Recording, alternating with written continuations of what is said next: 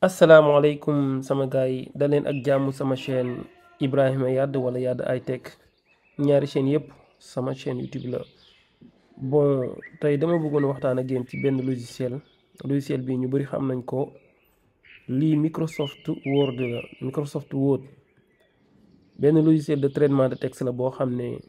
boo dee wër ci YouTube bi ñu da koy expliquer en wolof barewul. bëri na ay tutoriel en français am na ay tutoriel en wolof mais bariwul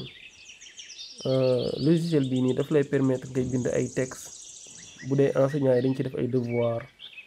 ak ku nekk ak li nga koy doyee. am na ñoo xam ne sax dañuy def formation en bureautique bu mu maîtriser logiciel bi mais logiciel bi nekkul logiciel bi kese la bëri nañu. am na Word, am na Excel, am na PowerPoint, am na yeneen aussi am na yeneen logiciel bi nag c'est pas gratuit dañ koy jaay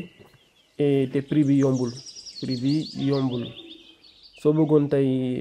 nga jënd licence Microsoft Office soo xoolee fii prix bi ñu ngi lay proposer fii nii 19,89 euros maanaam 13 000 minimum 13 000 francs. man personnellement dama jënd licence bii ni may utiliser dama jënd licence bi dafa am ku doon jaay benn licence Office à vie boo xam ni dañ ko mën a utiliser ci 5 ordinateur mu jaay ma ko 25 000 francs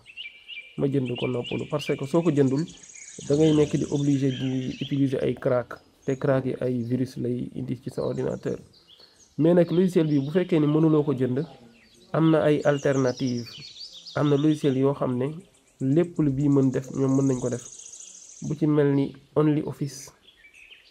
OnlyOffice boo duggee ci Google boo bindee OnlyOffice di nga gis lii nii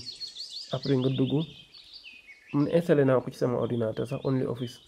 moom moo nekk nii anamu sax su ma defee recherche ma bind OnlyOffice di nga gis OnlyOffice moom moo nekk nii.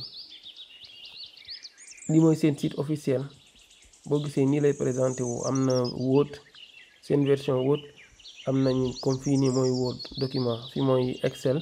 fii mooy PowerPoint fii mooy formulaire. su ma defee document nii da ngay gis interface bi dafa xaw a sàcc interface su Microsoft bi mais di nga ci mën a def lu bëri loo mën a def fee ne di nga ko mën a def fii nii di nga mën a jël texte yi def leen yokk seen taille par exemple souligner ko def ko gras et cetera def ko majuscule et cetera. bii moom mooy OnlyOffice. am na tamit LibreOffice tam même chose. LibreOffice tamit c'est très avancé sauf que interface moo xaw a ñaaw rek mais logiciel bu baax la wax dëgg yàlla pour def traitement de texte ak pour utiliser ay Excel et cetera. man sax bii laay modifier PDF su ma bëggee modifier PDF LibreOffice laay utiliser bu modifier ay document PDF. ñoom tam soo ko bëggee télécharger seen site moo nekk nii boo bindee LibreOffice rek da nga koy gis. léegi man dama xalaatoon defar ay tutoriel en Microsoft Word, Excel, PowerPoint maanaam damay jàngale Excel di jàngale Word di jàngale PowerPoint en wolof parce que gars yi dañ ko soxla. ñetti logiciel yi nii bii Word bii Excel ak PowerPoint bëggoon naa di ci def ay tuto ci chaîne bi comme ça ñi intéressé ñu abonné incha allah taxaar vidéo yi bientôt dinaa leen présenter interface bi expliquer leen naka la ñuy enregistrer ay documents naka la ñuy imprimer lépp loo bëgg def ci Word ak Excel incha allah. kon gars yi bu leen fàttee ngeen abonné wu ci chaîne bi surtout chaîne bi nii chaîne bu bees la.